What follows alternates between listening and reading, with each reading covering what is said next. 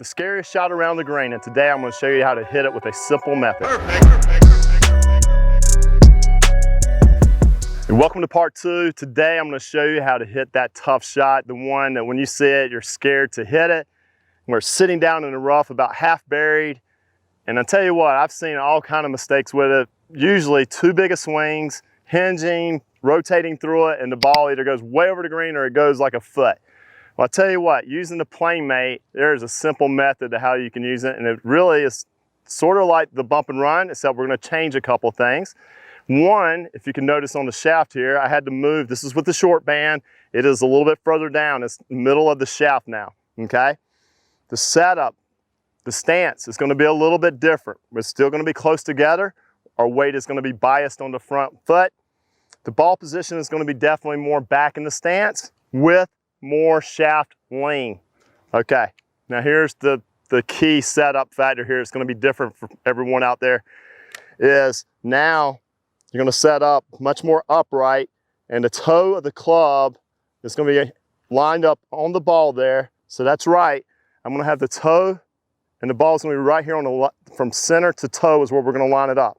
And when we put it down there, the heel is not going to be on the ground. The toe is going to be hitting the ground. Okay.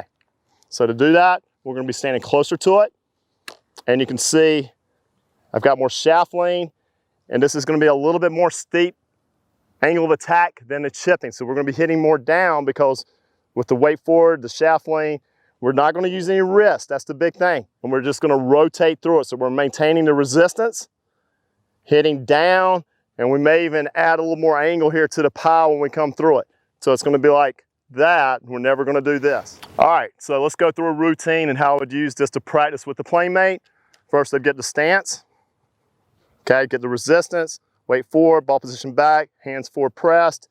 Now I'm going to take a couple of practice swings to feel the grass, feeling the resistance and the rotation. Okay, and then I'm going to get over the ball and try to do what I just did there. Hands are more up, line it up on the toe, and it came out really good. And what I love about that is there was no wrist, and it felt just like the bump and run, except I had the positioning of my hands at setup, and I was able for my rotation to hit it. But having that toe and that leading edge like this, it minimizes this bounce. We don't want the bottom of the bounce back here hitting the ground. That's where most people have the problem, is this hits and then all the grass gets in between the club face and the ball goes nowhere. So the setup is crucial. Then you can do the resistance and rotation just like we did on the bump and run. All right, I'm excited for everyone to give this method a try. I tell you what, it doesn't have to be so complicated. It can be as easy as I just made it, but you do have to go through the stance and the setup, make sure that is correct, and then do the resistance with the rotation. And I tell you what, that's really all it is, and you just get comfortable with it. This is an easier way to be more efficient and not have all those flubs and those shots go over the green, and give yourself a chance to save a lot of shots around the green. So make sure to stay tuned for part 3, where we're going to use the PlayMate to show you how to hit a longer pitch shot. And it's going to be really simple to use as well. Perfect.